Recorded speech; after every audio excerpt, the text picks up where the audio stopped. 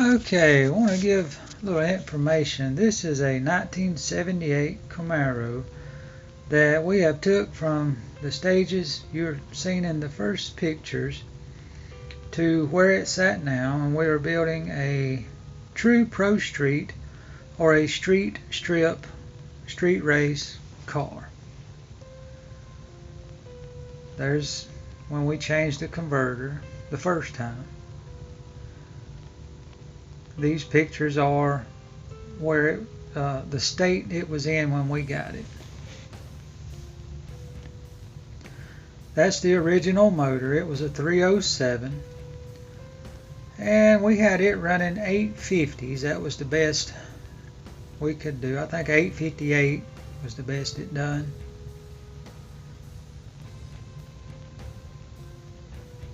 Now here comes where we sandblasted the doors. The yellow epoxy was an Exalta epoxy. There's where I shaved the door handles. A little of the process.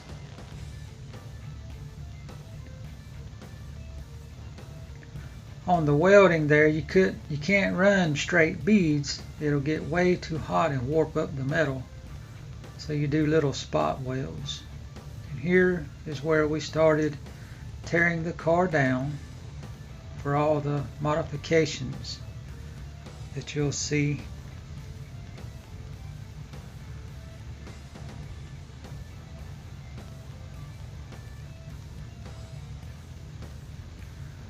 The car now has a 5.3 twin 66mm turbo motor.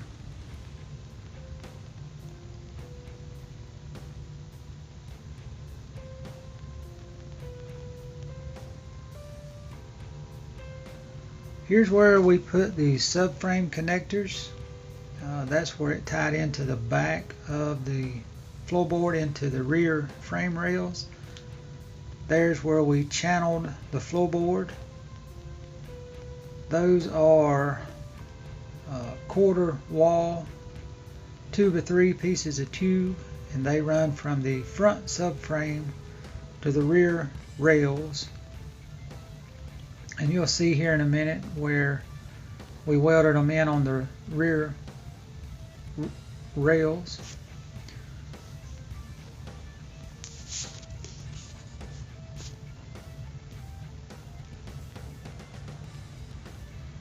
That's Tommy doing some welding. He and I both done all the fabrication on it. We done it in some of it at the shop, and some of it most of it here at my garage at home.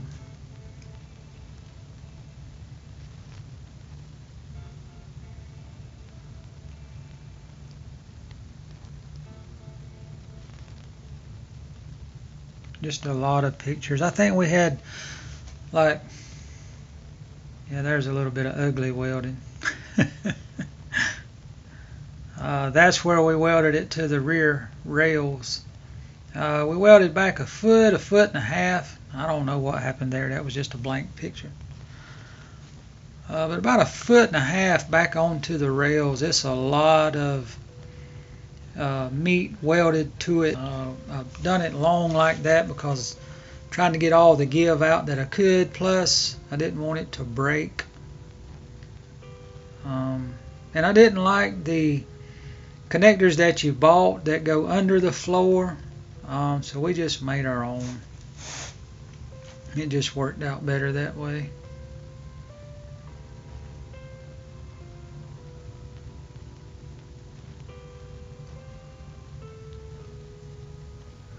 There's the intake that's on it. That is a GM Performance intake.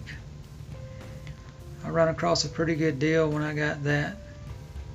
There's where we put the 1/8" plates in the floor for the roll cage. It's just your basic 10-point cage. It's mild steel. There's where we bent it in the corners in the front at the cowl. I put some extra plates under it for extra strength.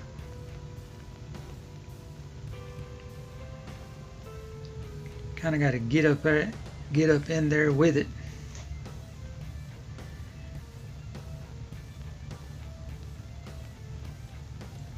Penetration. There it is, more coming together. Had the seat in it, fitting everything, making sure it was all right. That's under the bottom. I done that a little different. We put triangle braces and tied to the subframe, to the floorboard, and then I put an extra 1/8" plate, and we tied all of that together right at the cowl. Those are the bars that come down in the rear, right behind the seats.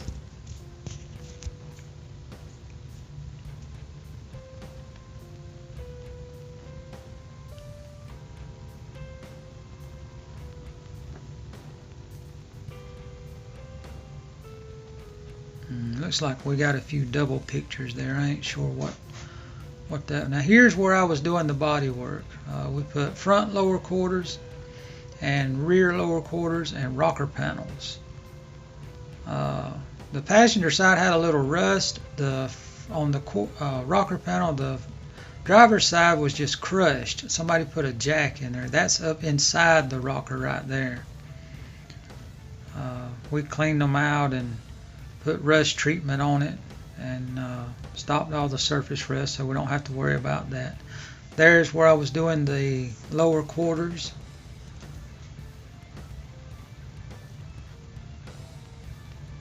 Car wasn't real bad on the body. It just like most of the rest of them, you know, just got neglected.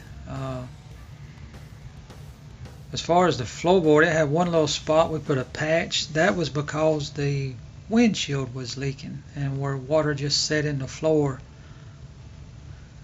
There's the 5.3. That's when we started on it. I'm pretty sure after we got it back from the machine shop.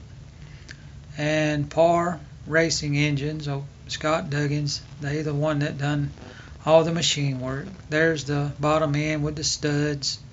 We was putting the crank. It runs K1 rods with Wiseco 10-to-1 pistons.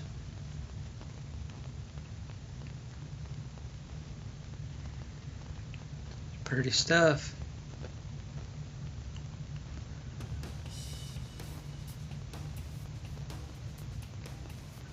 See on the top where we wrote on top of the pistons what the ring gaps was when we gapped the rings.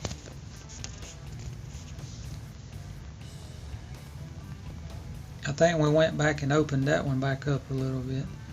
There's where we put the rack and pinion on the front. I'll have to do a video on that. There's where we put the bars through the cowl up to the subframe on the front.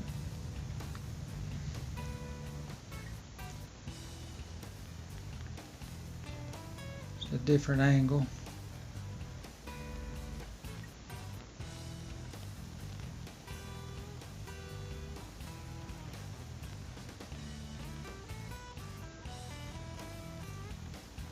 We had that yellow primer on the fenders at that time too. We took the whole car down to bare metal and put epoxy primer on it.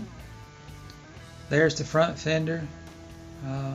That is a skim coat of mud. We want the car super straight. If you know anything about bodywork, the older cars, you pretty much have to skim coat them. There's the engine again. We got mostly Howards on the valve train. I run across a deal on that stuff. We went back. It does have a Summit Stage 3, maybe Stage 3 cam in it now. Didn't like the Howards cam, so we took it back out. There's the deck lid after I re-seam sealed the back. There's the top of the cowl. You see I stripped it all the way down.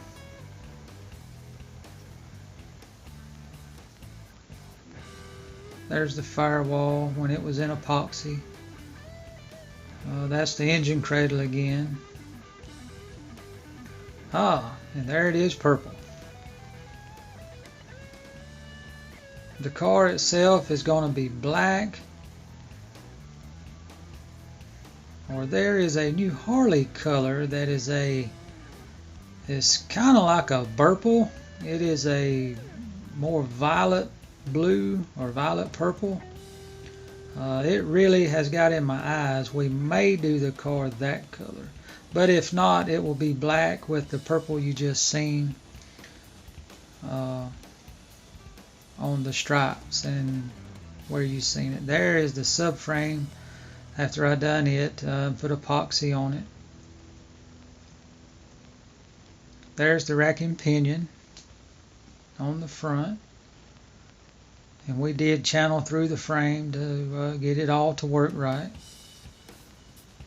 We put new bushings in the A-arms. There's our engine mount for the LS. You know, just tons of work has went into this. We've been working on it 3 years on my off time. Both Tommy and Ethan has helped a great deal.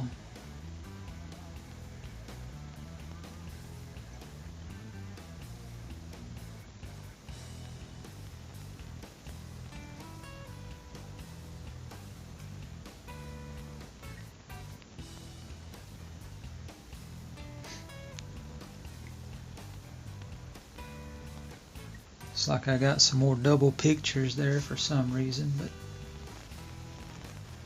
it's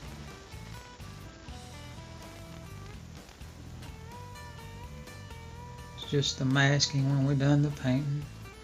There it is when I put the new rotors and brake calipers and the lowering springs. Now there it is after we got the engine in, the turbos, we got them set up front. The pieces of tape is where I wanted the turbos under the hood, so that's what that was, kind of like a drawing line, so to speak. Here it is, we're kind of going back together with it. That's the turbo brace right there. It's the same on both sides. I'm going to make some more videos. There'll be a lot more videos of this car. I'll give a rundown of what all is actually on the internals in the engine and what we expect it should make. What we went with ignition, fuel pump, fuel lines, all of that. I'll probably do a walk around the car and just point out stuff and do a video that way. And we did all the fabricating on the charge pipes. We made all of those, put V-band connections on it where we didn't have to worry about boost blowing silicone connectors off. There it is when we put the dash in. I went back, that's when we put the blow-offs on the charge pipes. There's the manifolds.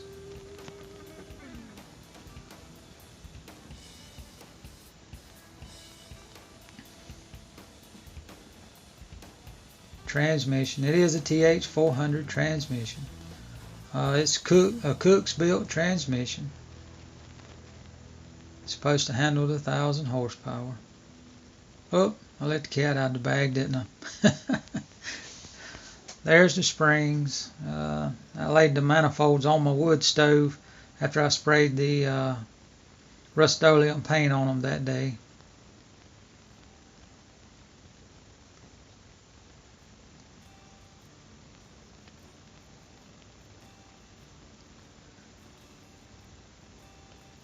Now there's, I think, the engine one, we had to take it back out.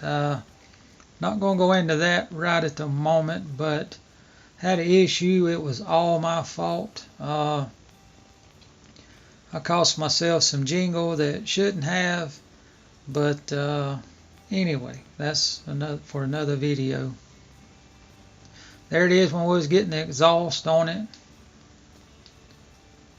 I've got all of that wrapped now. I don't know if there's a picture in here with it wrapped or not, but like I said, I'm going to do a lot more videos. We're going to do videos as we finish it out, getting it done. It's at the interior shop at Sherbert's Trim Shop right now. There's the hat with the fuel pressure lead and the map sensor lead coming out.